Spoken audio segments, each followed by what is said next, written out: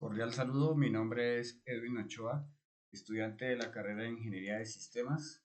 A continuación voy a sustentar el anexo 2 de ejercicios de la tarea 3 del curso Física General. La letra A fue la selección para esta tarea. El enunciado nos dice que un estudiante obtuvo los resultados después de llevar a cabo un experimento con una bolita de masa M.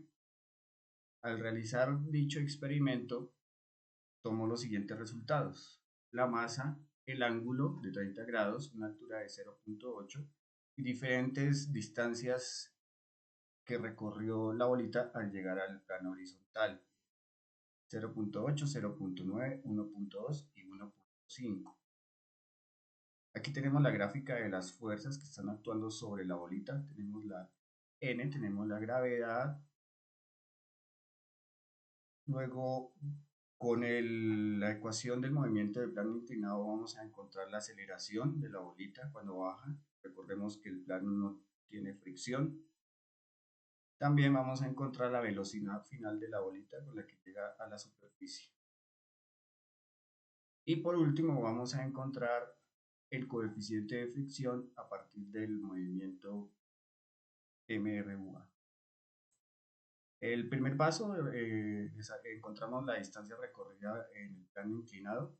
Hallamos la longitud del plano inclinado, que es la hipotenusa del triángulo, y esta es la distancia que recorre la bolita. Utilizamos esta fórmula: seno de teta es igual a la altura sobre L, en la cual vamos a despejar L, que sería la distancia que recorre la bolita. Esto lo reemplazamos y nos daría la altura, que es 0.8, sobre el coseno de los 30 grados, que es 0.5, igual a 1.6 metros. Esto sería el recorrido de la bolita en el plano sin fricción. Para el paso 2 calculamos la aceleración en el plano inclinado. Como el plano no tiene fricción, entonces la aceleración es igual a la gravedad por el seno de teta. Esto sería igual a 9.8 por seno de 30 grados. 9.8 por 0.5 igual a 4.9 metros sobre segundo cuadrado. Esta sería la aceleración.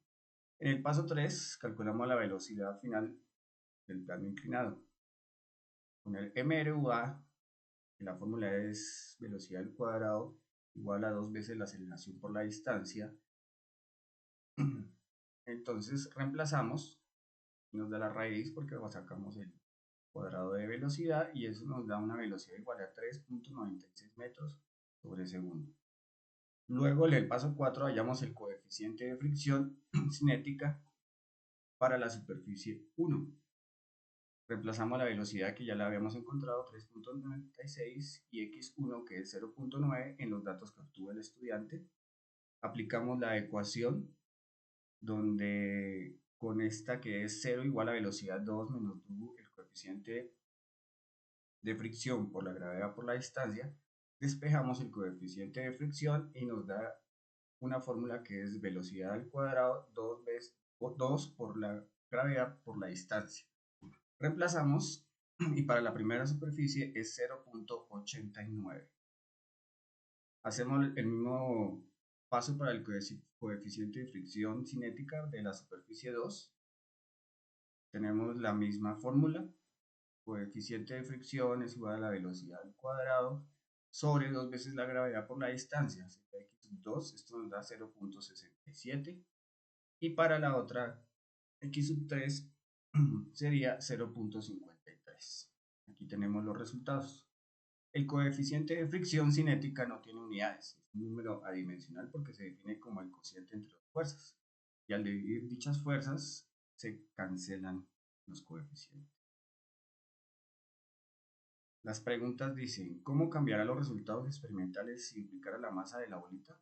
¿El coeficiente de fricción dependería de la masa de la bolita? Pues el coeficiente de fricción no depende de la masa de la bolita.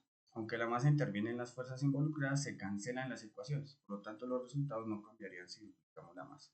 Aquí tenemos la fórmula de la fuerza de fricción cinética, en donde podemos apreciar que la masa de la bolita, cuando despejamos por el coeficiente de fricción cinética, se cancelan las masas.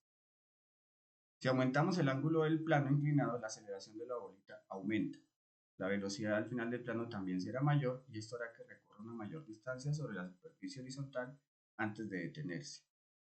Porque aquí tenemos la justificación donde la aceleración es la gravedad por el seno del ángulo. Entonces, al aumentar el ángulo, va a aumentar también la aceleración.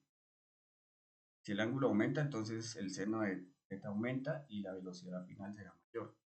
En la superficie horizontal, al tener mayor velocidad inicial y con la misma fricción, tardará más en detenerse y recorrerá más distancia.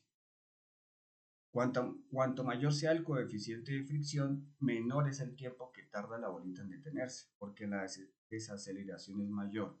Si el coeficiente de fricción disminuye, la bolita tarda más tiempo en detenerse y recorre más distancias. Aquí tenemos la aceleración negativa por fricción. El menos nos indica que es una desaceleración.